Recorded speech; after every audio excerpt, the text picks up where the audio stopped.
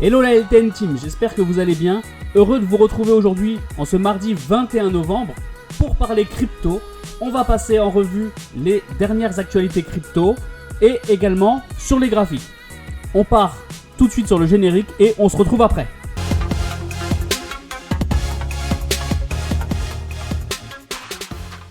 On commence tout de suite avec une des informations les plus importantes de la journée. Binance pourrait trouver un accord avec le Doge à hauteur de 4 milliards de dollars. Alors 4 milliards de dollars d'amende, entre guillemets, c'est énorme. On est toujours sur un Binance contre les États-Unis.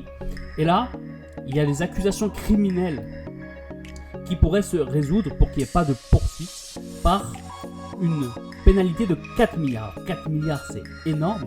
Mais bon, pour le trésor de guerre que possède Binance, c'est tout à fait envisageable. Et au sujet des exchanges contre les États-Unis, on enchaîne encore avec la SEC qui cette fois accuse Kraken d'avoir mélangé des fonds clients. Et en plus de ça, de ne pas avoir été régulé par rapport à leur fameuse loi. Le Kraken, pour le moment, il avait été plus ou moins plutôt épargné, mais c'est à son tour. De toute façon, la SEC va attaquer tout le monde, et sur le chemin pour attaquer tout le monde, sauf Coinbase. On pense qu'ils ont envie de mettre Coinbase sur le haut de la scène, en tant que exchange numéro 1, notamment avec l'arrivée des futurs ETF comme on a vu juste avant, et cette fois, c'est au tour de Kraken. On enchaîne encore avec un autre exchange, KuCoin, qui va lancer sa propre carte crypto Visa. Alors c'est devenu à la mode.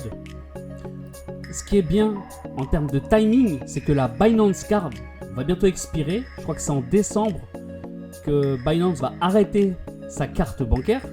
Donc il y a des parts de marché à prendre et KuCoin peut arriver au bon moment.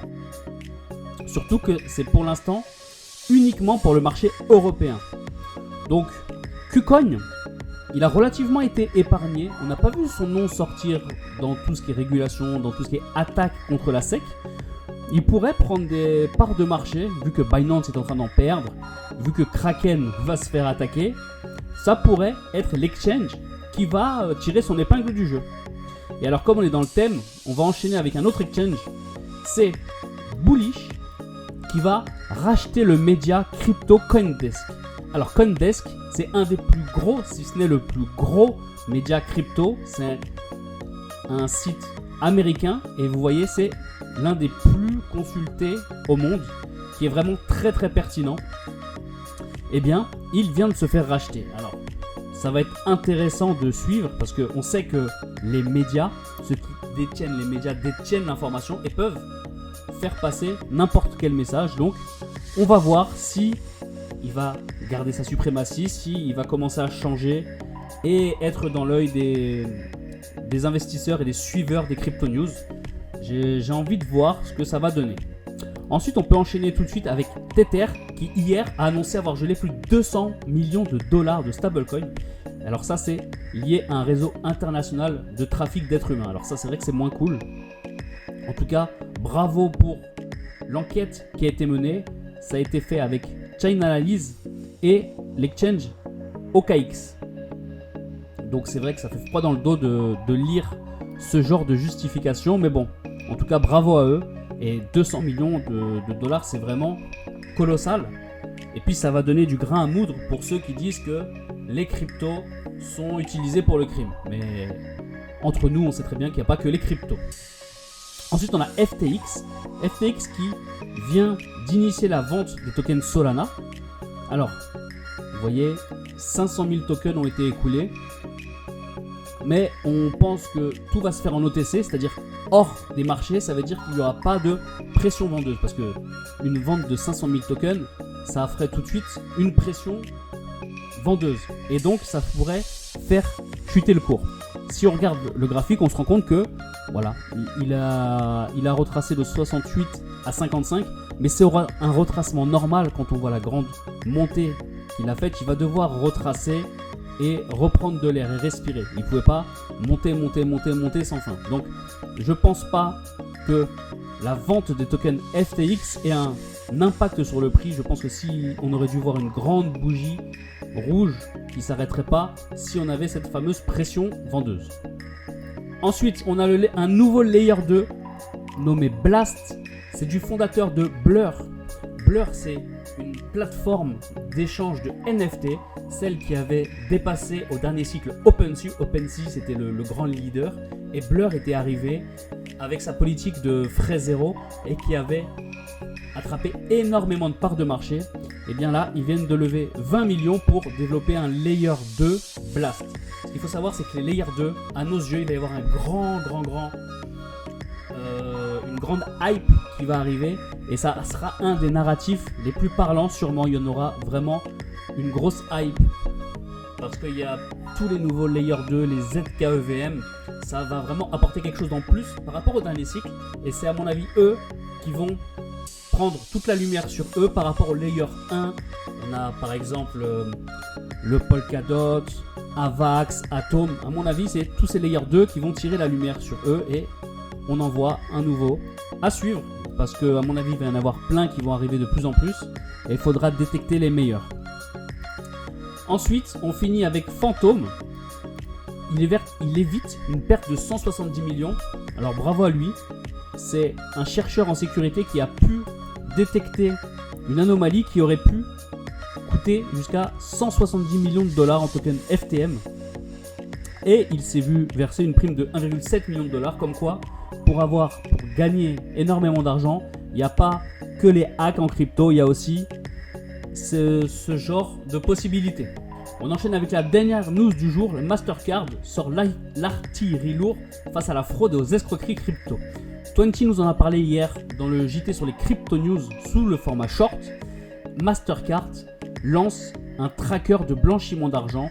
Alors ça, c'est vraiment quelque chose qui va être primordial pour l'adoption massive des crypto-monnaies. C'est de sécuriser tout simplement tous les réseaux de manière à ce qu'il n'y ait plus tous ces blanchiments d'argent, tous ces hacks, tous ces vols et tous ces problèmes liés aux pertes.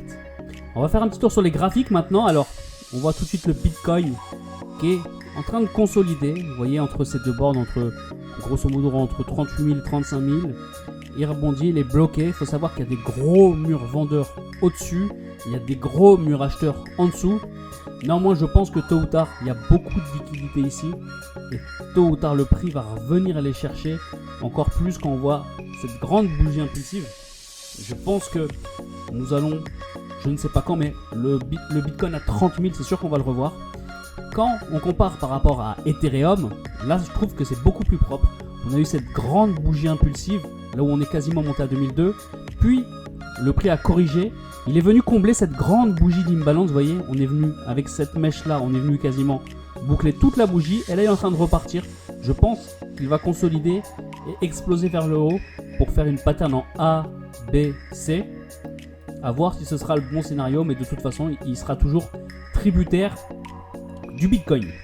On a également le Tao où c'était la grande hype. Il est en train de retracer. Il est monté au plus haut à plus de 300 $ quand même. Et là, vous voyez, il est redescendu à 225. Il est en train de se stabiliser, mais je pense qu'il va descendre encore plus bas. Personnellement, si je dois en prendre, ça sera dans cette zone-là, 150, 160. C'est là où je l'attends. Tant qu'il ne sera pas redescendu, je ne vais pas toucher. Il y a aussi le Render. Render, même chose, vous voyez, la grosse hype, la grande mèche. On a tapé le sommet à quasiment 4 $. On est bien redescendu, je pense qu'on va redescendre bien plus bas. C'est pas impossible qu'on revienne proche des 2 $. Même chose, c'est dans cette zone que je vais l'attendre. On va voir également deux dossiers, comme vous pouvez le voir là, le Polkadot. Alors ça, c'est un dossier qui me tient grandement à cœur, même s'il ne faut jamais tomber amoureux de ces projets. Mais c'est un projet que j'aime bien, que j'aime beaucoup. Et je suis plutôt déçu de ses performances. Je pensais qu'il allait bien plus exploser que ça. Là, il est remonté jusqu'à presque 6 $, mais là, il est déjà redescendu. Je pense que je vais bientôt alléger mon bac de manière à convertir certains de mes dots pour les passer dans d'autres cryptos. Ce scénario, c'est également le même pour Atom. Vous voyez, tous ces Layer 1 qui ont connu une certaine hype au précédent bull run, mais qui, je pense, vont être dépassés par les Layer 2 sur ce cycle-là. Atom, comme Polkadot, a une belle hausse. Là, il corrige. je ne suis pas sûr que ce sera de très grands performants pour le prochain cycle par rapport à Solana par exemple qui lui a connu une grande hype. Autant on est sur des projets plus lourds sur Polkadot et Atom à mes yeux et un peu plus léger sur le Solana, mais le Solana il bénéficie d'une hype qui l'a fait passer quand même de 17 à 68 et là on parle que seulement depuis septembre, on n'est pas redescendu jusqu'au début de l'année 2023. Et on va finir par un dernier token qui à mon sens devait être un des grands gagnants du prochain bullrun, le Hathor. Le Hathor il était monté jusqu'à 2,27. Si on le regarde, voilà, si on regarde sur cette année, vous voyez, il avait commencé à 5 centimes. Il était monté à 2,29, une énorme performance. Et là, suite à un problème, eh bien vous voyez, il est passé de 2,28 quasiment à 47 centimes. Incroyable cette baisse. Si on mesure en pourcentage entre le plus haut et le plus bas, il a perdu quasiment 80%. Est-ce qu'il va réussir à se relever? Je ne sais pas. Tout dépend du problème. Est-ce qu'il va être corrigé?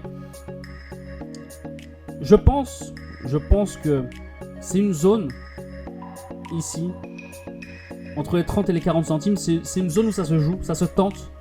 Parce que c'est sûr que s'il y a un problème, il ne s'en relèvera pas. Tant qu'il ne sera pas corrigé. Mais je pense que vu la hype qu'avait ce token, vu la performance qu'il a faite, si le problème est corrigé, il peut repartir très vite et très fort. Donc je pense que ça peut se jouer. Voilà, on va s'arrêter là pour aujourd'hui. Merci de nous avoir suivis.